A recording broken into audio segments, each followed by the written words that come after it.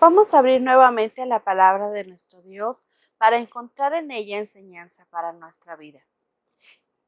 Recordemos que hemos estado hablando de cómo Juan en su historia de la Navidad nos narra de la eternidad del Verbo, de este Logos que ha sido encarnado y que ha venido a habitar entre nosotros.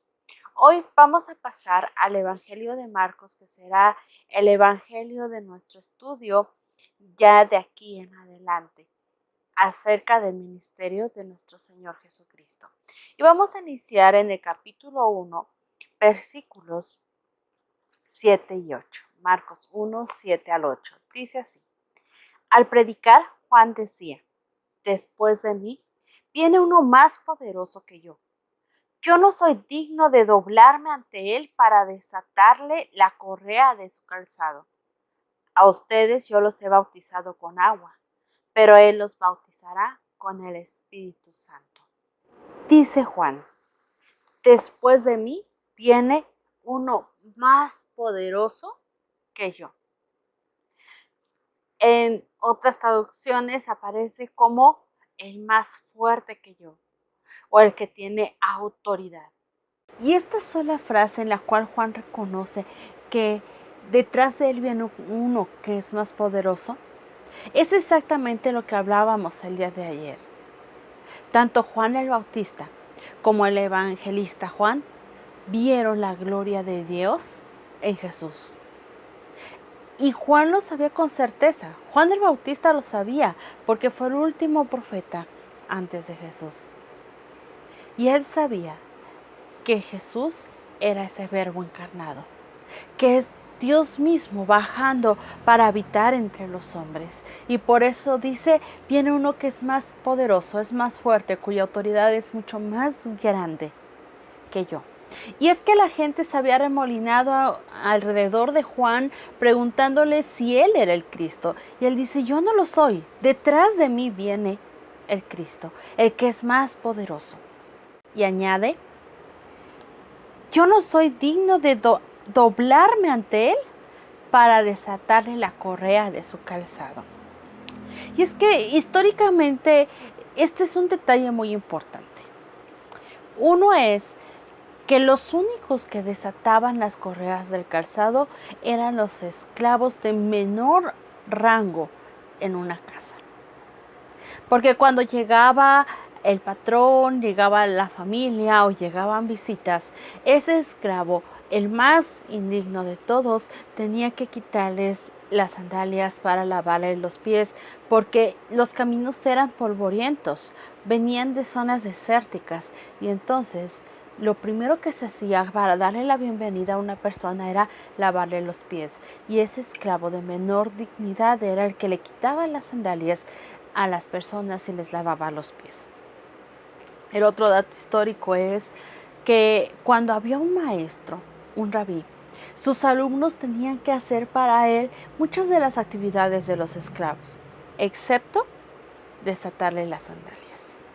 Eso no lo hacían los alumnos. Ellos, esos discípulos, no se rebajaban al nivel de ese esclavo inferior para quitarle las sandalias a su maestro. Sin embargo, en estas palabras Juan dice: yo no soy ni siquiera como el esclavo más indigno. No tengo el privilegio de un discípulo normal en nuestra cultura, porque yo ni siquiera tengo la capacidad de desatarle las sandalias. Y aquí Juan está haciendo una diferencia entre este Verbo encarnado, que es infinito y eterno, y él que es finito, que es mortal y que es pequeño. Juan está aceptando que a pesar de que él es el que vino a proclamar y a preparar el camino del Señor, es tan pequeño que ni siquiera merece el poder desatarle las correas de su calzado.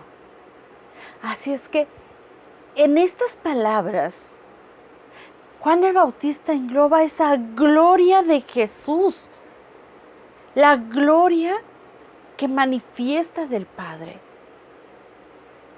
Y Juan dice, yo ocupo mi lugar aquí abajo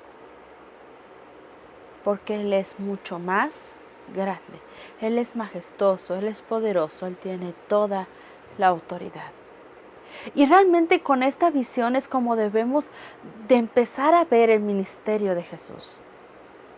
Ahora que nos vamos a empezar a acercar a esas obras de Jesús, a ese caminar hacia el Calvario, tenemos que hacerlo con reverencia, porque nosotros no somos más que Juan el Bautista.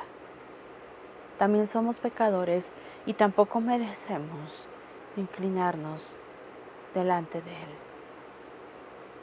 Eso es solo por gracia.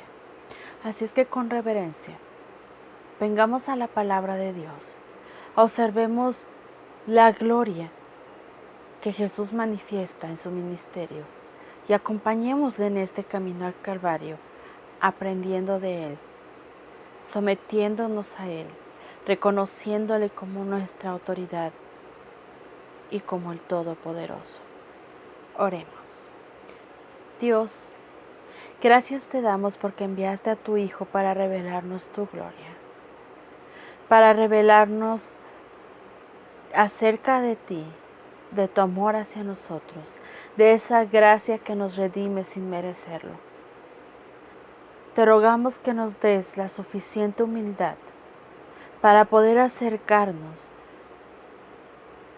a este ministerio de tu Hijo unigénito, poder conocerlo, poder ver lo que tiene para nosotros en este transitar histórico al Calvario, y que cada día nuestra adoración sea completamente para Él y que nuestra vida sea totalmente bajo su autoridad. Te lo suplicamos en Cristo Jesús. Amén.